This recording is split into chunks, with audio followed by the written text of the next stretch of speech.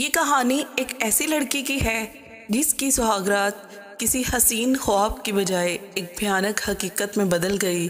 یہ کہانی صرف ایک قصہ نہیں بلکہ ہر مسلمان لڑکی اور لڑکے کے لیے ایک سبق ہے کہ دنیا کی چمک دمک، غرور اور بے حیائی کا انجام کتنا خوفناک ہو سکتا ہے۔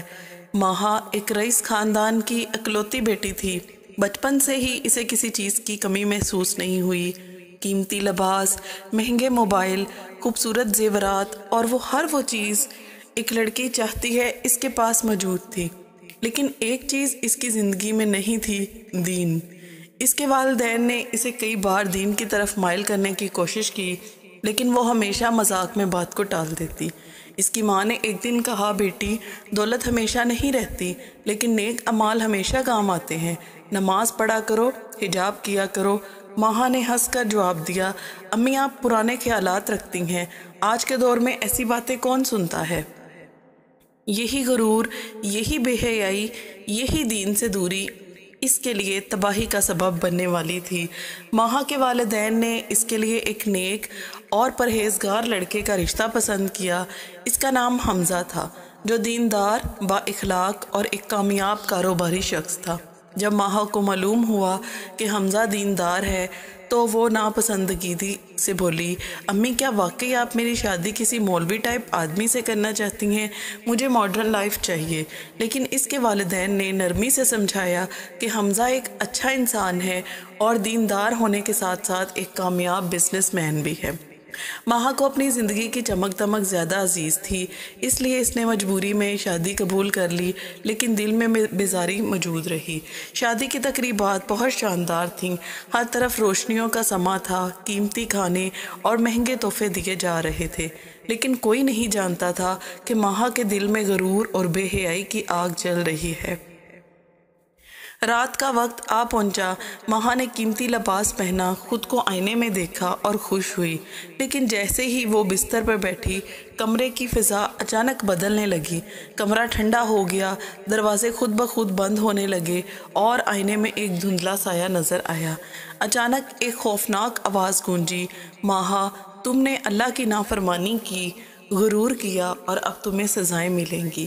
ماہا کا دل تیزی سے دھڑکنے لگا۔ اس نے چاروں طرف دیکھا مگر کچھ نظر نہ آیا۔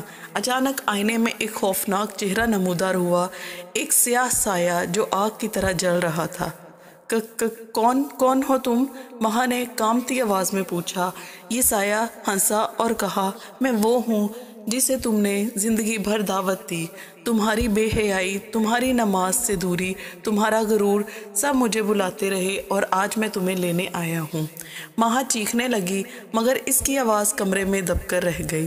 جن نے آگے بڑھ کر کہا، تم نے اپنی زندگی میں کبھی اللہ کو یاد نہ کیا، کبھی سجدہ نہ کیا، کبھی قرآن نہ پڑھا۔ اب میں تمہیں وہ سزائیں دوں گا جو ہر بے حیا، غرور کرنے والی اور دین سے دور رہنے والی عورت کے لیے ہے۔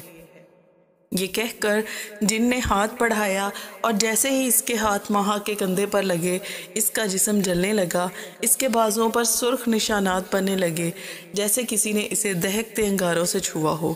ماہا نے روتے ہوئے کہا، نہیں، مجھے چھوڑ دو، میں توبہ کرتی ہوں، میں اللہ سے معافی مانگتی ہوں۔ جن نے کہکا لگایا اور کہا، اب توبہ کا وقت ختم ہو چکا ہے۔